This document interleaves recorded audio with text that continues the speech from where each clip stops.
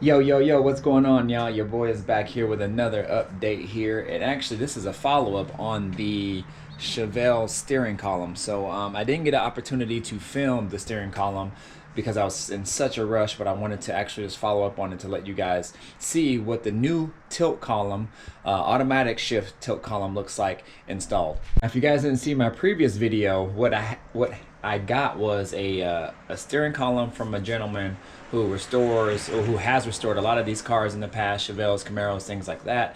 And he actually had a spare tilt automatic steering column for like a early 70s GM. He says he thinks it came off a Caprice, gave it to me and said it's a direct fit. He's used them a lot in the past and you should have no issues putting it in. So he gave it to me and I thought, what the heck, it was free. I'll try it and swap it in and see what happens. And also I had another YouTuber, Chris Craft. If you guys don't know who he is, he has a phenomenal page in regards to a lot of different things actually, but he does a bulk of his stuff is actually on a Chevelle. I think he has a 70 SS, and he does a lot of different things as far as what to do to restoring different parts and things like that on the cars, and really budget, but it all makes sense, y'all. So he does really good work. So if you guys haven't followed him yet, go check him out, Chris Craft. But me and him were actually talking the other night, and he was asking me about the column swap because he didn't think that it would work, but he would be curious to see how it fit in and what it looked like. So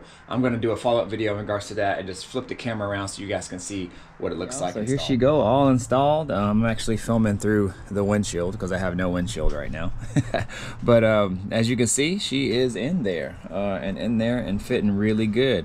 I painted all that, just a SEM trim black coating from SEM. I bought it from like West Coast Paint, and it's a direct match to most black interiors. So I use that. It works really well. I've used it on a lot of different things, and especially in regards to the Chevelle as well. But as you can see, it fits right in. This column, this sleeve from here down was actually the same diameter as the original one, which is sitting right over here.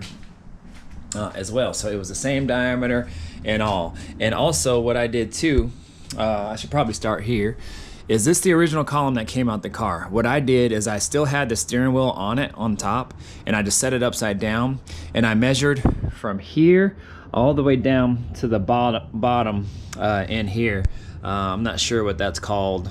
I don't know if it's some type of coupler or whatever, but where it actually engages to the rod, it actually turns the gearbox. So I measured from here to here and stood them side by side, and they were the same exact length, and from here to here the width diameter was the exact same. The key ignition key thing was in the exact same location, and so was the little ear for the little shifter lever. Everything was the same. So I started there before I even took anything apart. Well, actually I already had took the column out because it was already kind of just placed in there, so that was easy to take out. But everything had matched up when I put everything together, and it lined up great. So I thought, hey, what the hell, might as well try it out. No. Only thing here was this part here. So the bolts here, where they bolt to the actual frame of the car, right here, the holes didn't quite line up. So what I had to do to this one, I think, was basically bevel it out or hollow it out a little bit more, and to this side here, to get it to fit to that stud. And I just had to do that with like a little Dremel tool, and just widen the hole out, and then that was it. And then everything else just bolted right in. Let me go up here so you guys can see. So that bolted right up in there and everything. So that's the original piece here that came off the car, and I just took it off and put it on this one, and it went right in.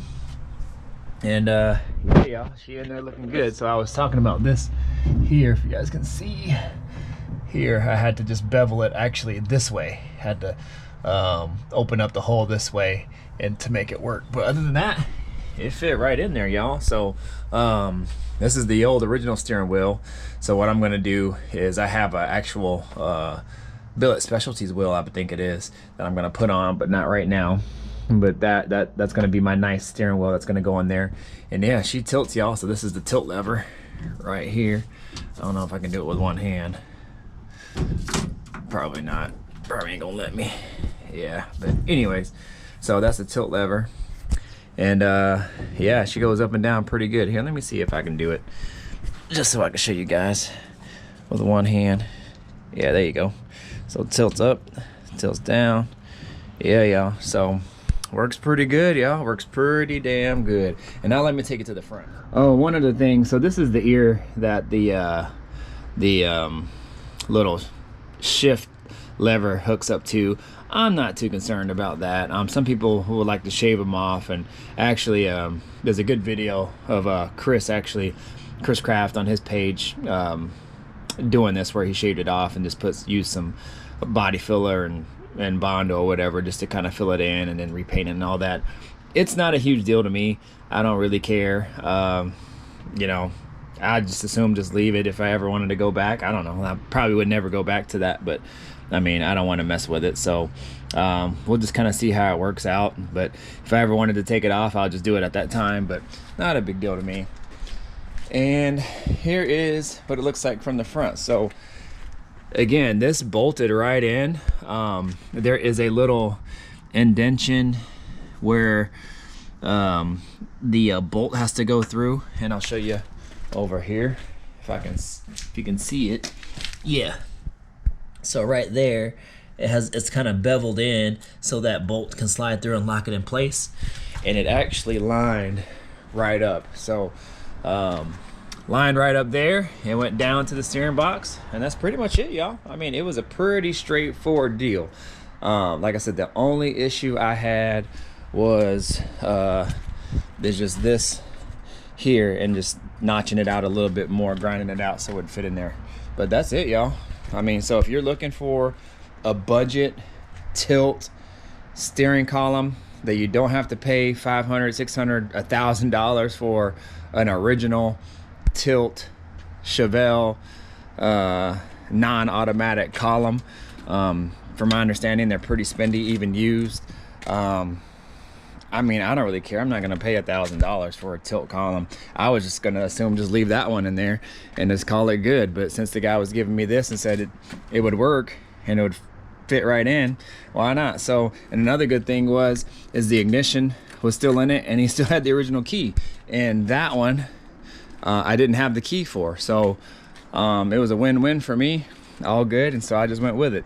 So again, if you're looking for a budget swap tilt column wheel steering column that you can put in a Chevelle or Camaro or something similar, he told me Camaro and Chevelle, I can't vouch for anything else, but I can vouch for Camaro because obviously it's in my car, and there you go. So later on I'll probably replace this coupler. I have an actual power steering box that I'm going to install as well, so I'm going to replace all that too and clean everything up. All this is dirty right here, but I ordered actually one of these portable power washers, so when I get it I'm going to clean it all up and everything.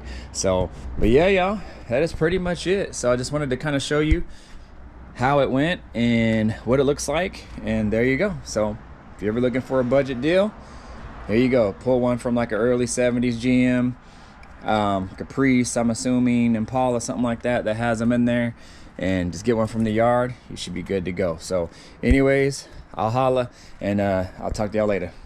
Peace out.